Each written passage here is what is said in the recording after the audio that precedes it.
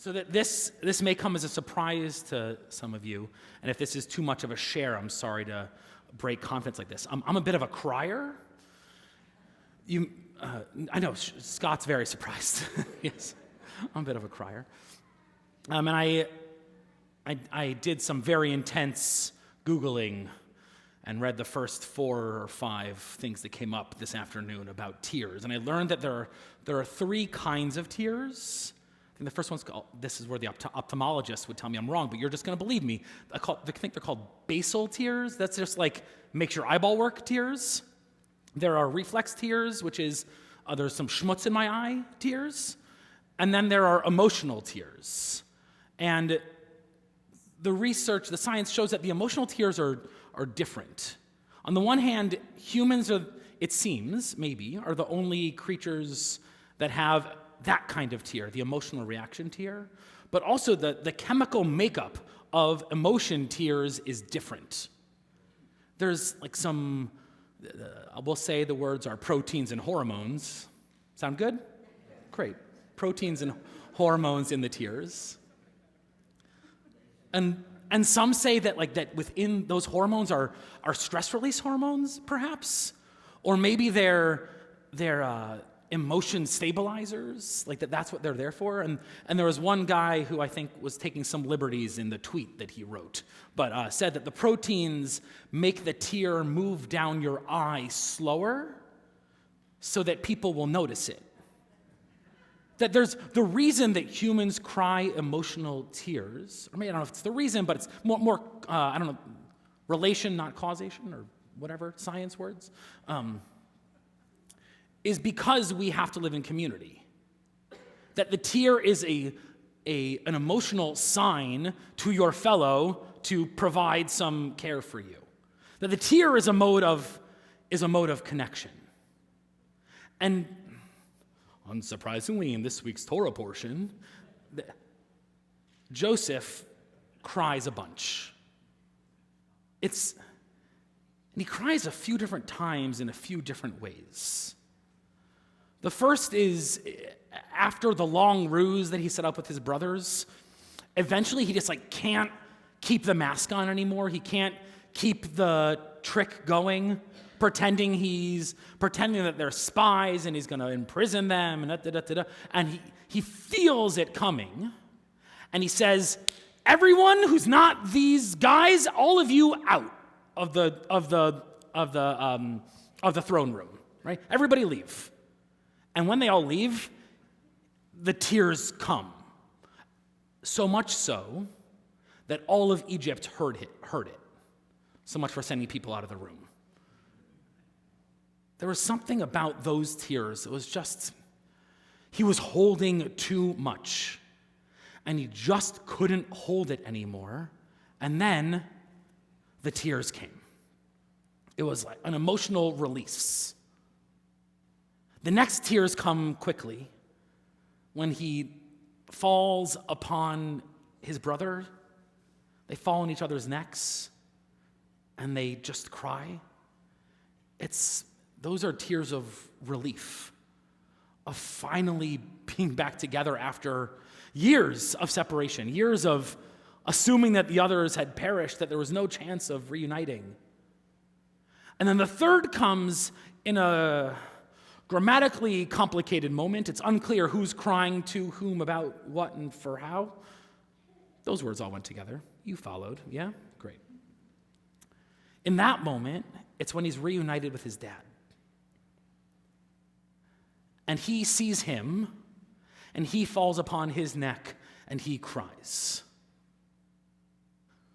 We don't know which he is him and which him is he. Maybe it's Jacob, who for years has cried daily for his son. Or maybe the tears are done in that moment, and this is just the joy of together, and it's Joseph, who thought he'd never see dad again, who could have reasonably assumed that his father had died. At the end of the Torah portion, Pharaoh says to Jacob, "Man, how old are you?" And he says, "I'm 130. So reasonably, Joseph could have assumed he would never see his father again. And Maybe it's joy tears or sorrow for all that had been missed tears, but real tears poured out between father and son. I'm a rabbi and I haven't quoted Brene Brown in a while, which I think violates my contract. So she talks quite a bit about vulnerability.